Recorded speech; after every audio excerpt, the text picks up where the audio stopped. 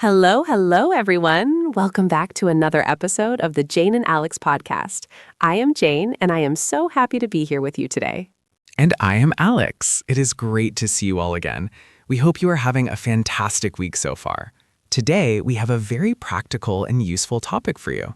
That is right, Alex. Today, we are going to talk about morning routines in English. This is something we do every single day, so it is a perfect topic for learning real-life vocabulary. Exactly. Whether you wake up early or late, everyone has a routine. We are going to break down the vocabulary you need to describe your morning, from the moment you wake up to the moment you start your work or school day. We'll cover phrasal verbs, idioms, and common expressions. And remember, our goal is to help you speak natural conversational English. So grab a cup of coffee or tea and let's get started. Sounds good to me, Jane. Let's dive right in. The first part of any morning routine is, of course, waking up. Jane, are you an early bird or a night owl? Oh, that is a great question to start with. I am definitely an early bird. I love waking up before the sun comes up. It feels so peaceful. What about you, Alex? I am the complete opposite. I'm a total night owl. I struggle to get out of bed in the morning. I usually have to set multiple alarms just to make sure I wake up. That brings us to our first key phrase, to go off. We use this when talking about an alarm clock. For example, my alarm goes off at 6 a.m. Right. To go off means to start ringing or making a noise. So, Jane, when your alarm goes off, do you get up immediately? Usually, yes. I try not to hit the snooze button. That is another great phrase, hit the snooze button. This is when you press the button on your alarm to stop it for a few minutes so you can sleep a little longer. I am guilty of that. I hit the snooze button at least 3 times every morning. It is about habit, I know. But let's practice this. Let's do a quick role play about waking up. Okay, let's do it. I will be your roommate or partner asking about your morning. Ready. Good morning, Alex. You look tired. Did your alarm go off on time? Good morning. Yeah, it went off at 7, but I kept hitting the snooze button. I feel so groggy. Oh, no. You should try putting your alarm across the room so you have to get up to turn it off. That is actually a really good idea. I might try that tomorrow. See how natural that was? We used go off, hit the snooze button, and the word groggy. Alex, can you explain groggy for our listeners? Sure. Groggy describes that feeling when you are weak and unable to think clearly because you are tired or have just woken up. It's that sleepy, heavy feeling. Perfect. So, after we wake up, the next step is usually getting out of bed. We have 2 phrasal verbs here that are very similar but have slightly different meanings. Wake up and get up. Yes, this is a common confusion for beginners. Wake up means you stop sleeping and open your eyes. Get up means you physically leave your bed and stand up. Exactly.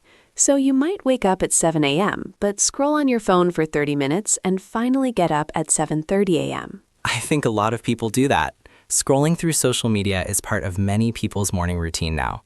But let's move to the bathroom routine. What is the first thing you do after you get up, Jane?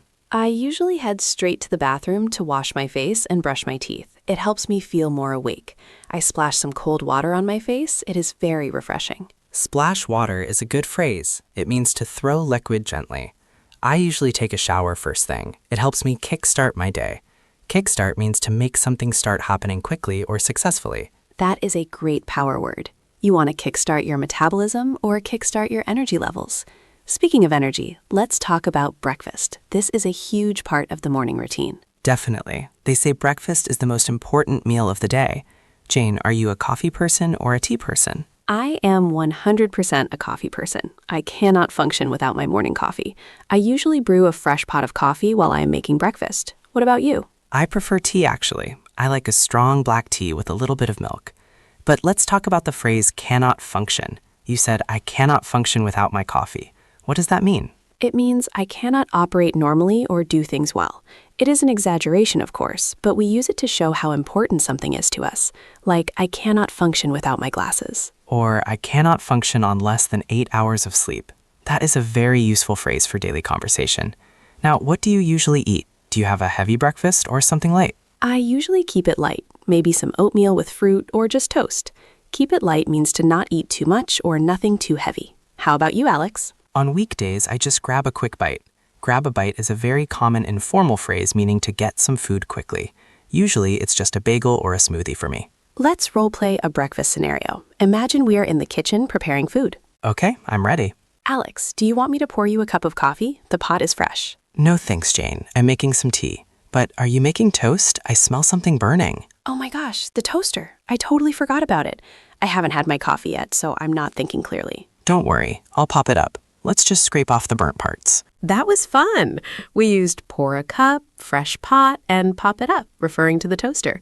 These are small details, but they make your English sound so much more natural. Absolutely. Details are everything. Now, after breakfast, we usually have to get ready for the day. This involves getting dressed, doing hair, maybe putting on makeup. Right. We often use the phrasal verb try on if we are deciding what to wear, but usually in the morning we just put on our clothes, or we can say get dressed. Get dressed is the general action. Put on is for specific items. I put on my shirt, I put on my socks. Jane, do you pick out your outfit the night before, or do you decide in the morning? I wish I was organized enough to pick it out the night before. I usually decide in the morning. Sometimes I stand in front of my closet for 10 minutes just staring at my clothes. We call that having nothing to wear, even though the closet is full. I think everyone relates to that. I usually check the weather forecast first. If it is going to rain, I dress accordingly. Dress accordingly means to dress suitable for the situation or weather. That is a sophisticated phrase. Dress accordingly. You might tell someone it's a formal event, so please dress accordingly. But back to the morning routine. After getting dressed, it is time to leave the house. Or for many people these days, time to sit down at their desk if they work from home. But let's assume we are leaving. We often say we are heading out. Yes, I am heading out means I am leaving now. Another great phrasal verb is head off. I am heading off to work. It implies movement toward a destination. And we also have the commute. The commute is the journey from your home to your work or school. Jane, how is your commute? My commute is not too bad. I usually drive and it takes about 20 minutes. But if there is traffic, it can be a nightmare. A nightmare here doesn't mean a bad dream, but a very unpleasant situation. Right. Traffic jams are definitely a nightmare. I take the subway, so I avoid traffic, but sometimes it is very crowded. We call that rush hour. Rush hour is the time of day when traffic is at its highest because everyone is going to work or coming home. Rush hour is stressful. That is why having a good morning routine is so important. If you are rushing around in the morning, you start your day stressed. If you take your time, you feel more prepared. I agree. We often use the phrase running late. If you oversleep or take too long eating breakfast, you are running late. I am running late for work. And the opposite is running early or just being on time. I hate running late. It makes me feel anxious. I prefer to leave a buffer. A buffer is a little extra time, just in case something goes wrong. That is smart. Leaving a buffer saves you from stress.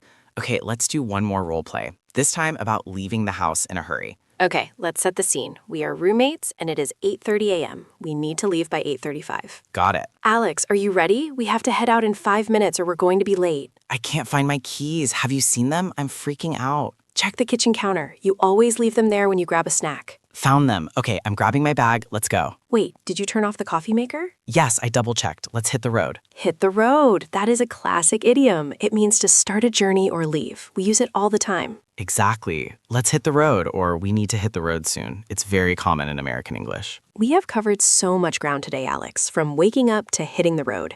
I think it would be good to pause here and review some of the specific vocabulary we used. Repetition is key to learning. I agree completely. Let's move into our vocabulary review section. We will pick out the most important terms we discussed and define them clearly for you. Great. I will start with the first one. Vocabulary review. The first phrase is go off. Definition, when an alarm starts ringing or making noise. Example, I didn't hear my alarm go off this morning because I was sleeping so deeply. Next is hit the snooze button. Definition, pressing the button on your alarm to stop it temporarily so you can sleep for a few more minutes.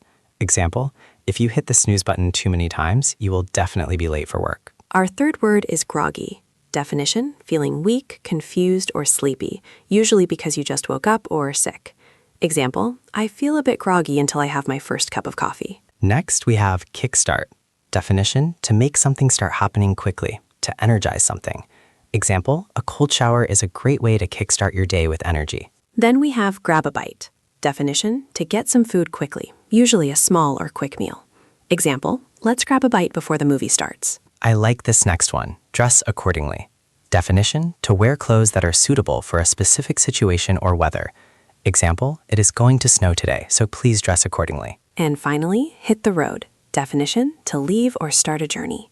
Example: ideally we want to hit the road by 7 a.m. to avoid traffic. Those are fantastic words. If you can use these in your daily conversations, your English will sound much more fluent and natural. Definitely. And don't just memorize the definitions. Try to write your own sentences using these words. That is the best way to remember them. Full recap. Now, let's do a quick recap of what we talked about today. We started with the struggle of waking up, whether you are an early bird or a night owl. We talked about alarms going off and the temptation to hit the snooze button. Then we moved to the bathroom routine, brushing teeth and washing faces to wake up. We discussed breakfast habits, coffee versus tea, keeping it light versus a heavy meal, and the rush of preparing food. Then we covered getting dressed, choosing outfits, and finally, the commute, dealing with rush hour traffic and the stress of running late. It really shows that even a simple topic like morning routine is full of rich vocabulary and useful expressions. Question of the day. Now it is time for our question of the day. We love hearing from you guys. Today's question is, what is one thing you must do in the morning to have a good day? Is it coffee? Is it exercise? Is it checking your phone? For me, I think I'd have to say making my bed. If I don't make my bed, I feel like my whole day is disorganized. It is a small accomplishment to start the day. What about you, Alex? For me, it is a glass of water. If I don't hydrate right away, I get a headache later. So water is my must-do. We want to know your answer. Please type it in the comment section below. We read every single comment, and we love learning about your routines from all over the world. Closing and final CTA. That brings us to the end of today's episode. We hope you found this lesson helpful and inspiring. If you enjoyed this podcast, please give us a thumbs up and subscribe to the channel. It really helps us create more content for you.